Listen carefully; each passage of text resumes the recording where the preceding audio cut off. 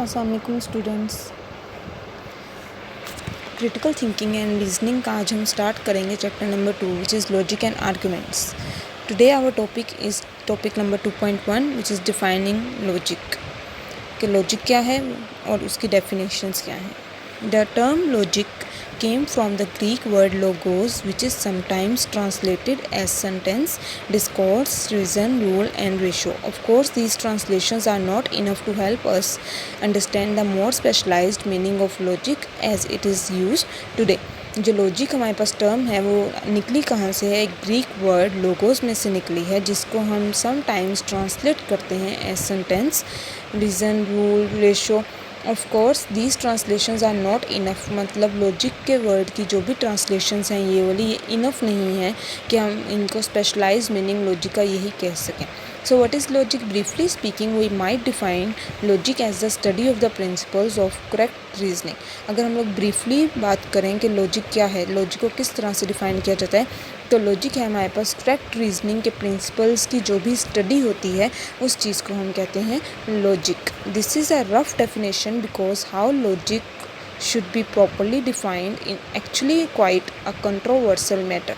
However, for the purpose of this tour, we thought it would be useful to give you at least some rough ideas as to the subject matter that you will be studying. So this is what we shall try to do on this page.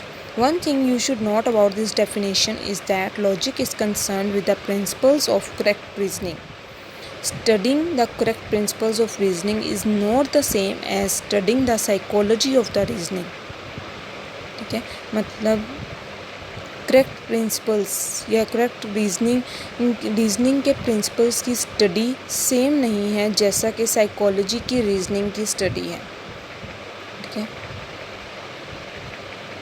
Correct reasoning के principles और psychology reasoning या reasoning की psychology में और reasoning के principles में बहुत difference हैं। दोनों एक दूसरे से रिलेटेड नहीं है, डिफ्रेंशिएट करते हैं, दोनों एक दूसरे से डिफरेंट हैं बहुत। Logic is the formal discipline and it tells us how we ought to reason if we want to reason correctly. Whether people actually follow these rules of correct reasoning is an empirical matter, something that is not concern of logic. हमने देखा कि logic किसको कहते हैं, critical thinking और reasoning में logic होता क्या है। ठीक है, कोई भी बात होती है, हम किसी और पर्सन से बात कर रहे हैं या किसी और पर्सन की कोई बात सुन रहे हैं, उसका कोई आइडिया सुन रहे हैं, जो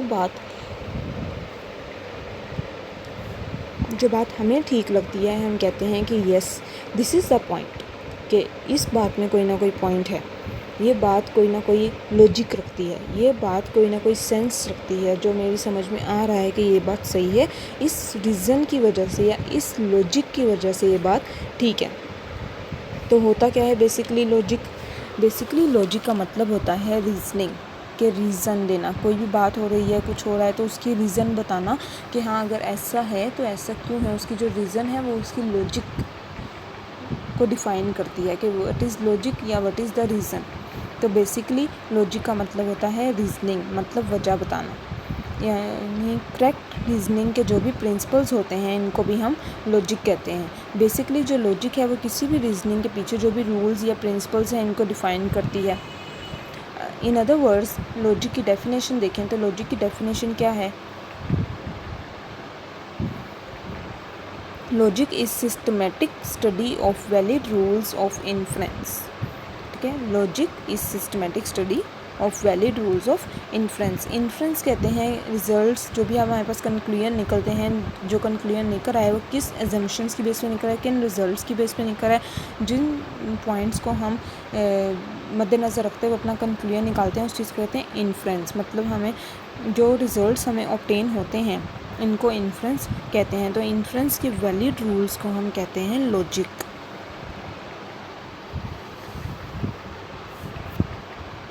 लॉजिक की वैसे तो बहुत सारी डेफिनेशंस हैं। ठीक है, लॉजिक की हमारे पास बहुत सारी डेफिनेशंस हैं, लेकिन कोई एक यूनिवर्सल डेफिनेशन नहीं है हमारे पास। The psychology of the reasoning, on the other hand, is an empirical science. It tells us about the actual reasoning habits of people, including their mistakes. A psychologist study reasoning might be interested in how people's ability to reason varies with age. कि as के साथ साथ किस तरह से लोगों की ability जो रीजन्स की है वो वेरी करती है, चेंज होती जाती है. But such empirical facts are of concern to the logic. So what are these principles of reasoning? They are the part of the logic. There are many such principles, but the main thing that we study in logic principles governing the validity of the arguments, whether certain conclusions follow from the given assumptions. तो जो भी हमारे पास conclusions हैं, validity है arguments की, वो कैसे निकलती है? जो हमारे पास गिवन एजम्पशंस हैं उनको फॉलो करके हम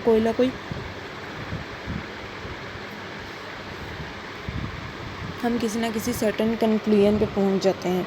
मतलब लॉजिक कहते हैं हमारे पास दो प्रोपोजिशंस हैं या दो बातें हैं, ठीक है.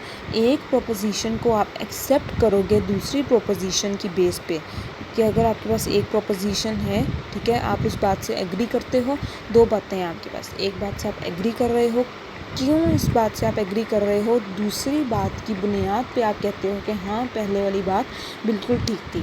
जैसे हमारे पास एग्जांपल्स गिवन है. For example, consider the following 3 arguments. If Tom is a philosopher, then Tom is poor. Tom is a philosopher, therefore Tom is poor. Second example है, if k is greater than 10, then k is greater than 2.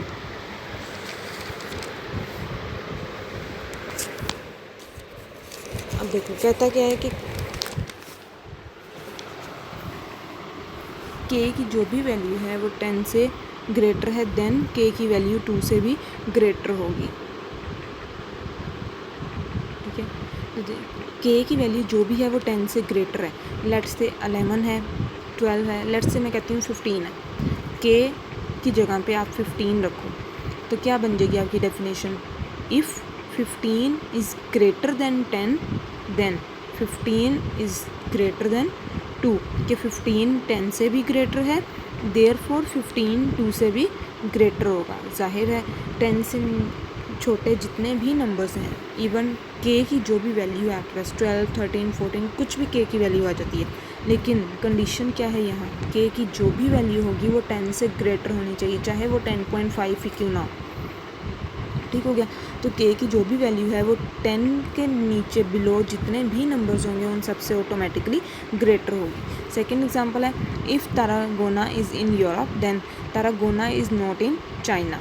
अब ये क्या कहती है हमारे पास यहाँ पे दो प्रोपोजिशंस हैं. First proposition, तारागोना is in Europe, तारागोना Europe में है, therefore तारागोना is not in China. तो हम कैसे पहली वाली बात से एग्री कर सकते हैं या पहले वाली प्रोपोजिशन को एक्सेप्ट कर सकते हैं? बिकॉज सेकंड प्रोपोजिशन की बेस पे, बिकॉज सेकंड प्रोपोजिशन में कह रहा है कि तारागोना इज़ नॉट इन चाइना, ठीक है. ये आपके पास ऐसे एग्जांपल आ जाए कि तारागोना इज़ इन डैश, ऑप्शंस दिए हों आपको आगे और साथ उसने कंडीशन मेंशन कर दिए, but Tarragona is not in China. नीचे आपको ऑप्शंस दे दिए, in Europe, in China, both A and B, और डी में आ जाए नन. तो आप क्या करोगे? उसने खुद आपको कंडीशन दिया है कि तारागोना इज़ नॉट इन चाइना, के चाइना में तो नहीं है, तो बच्चा कहाँ है आपके पास फिर? यूरोप. तो तारागोना कहाँ है? यूरोप में. तो आप पहली प्रोपोजिशन को एक्सेप्ट कर रहे हैं in the base of second proposition.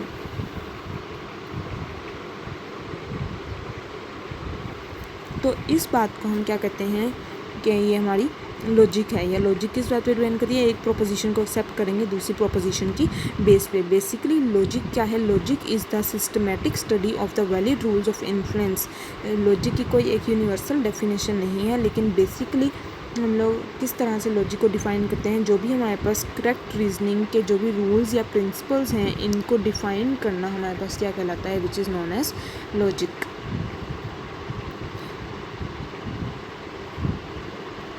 कोई स्टूडेंट, अब जैसे क्लास में कोई टॉपिक डिस्कस हो रहा है, ठीक है, आप लोगों को प्रेजेंटेशंस दी जाती हैं, तो कोई भी बच्चा प्रेजेंटेशन दे रहा है, वो आप दूसरे बंदे को या दूसरे स्टूडेंट को समझा रहा है, तो जब वो बच्चा तब तक उसको समझ नहीं आएगी जब तक उसको ये समझ में आ जाए कि इस बात के पीछे लॉजिक क्या है. ठीक है, जैसे ही उसको लॉजिक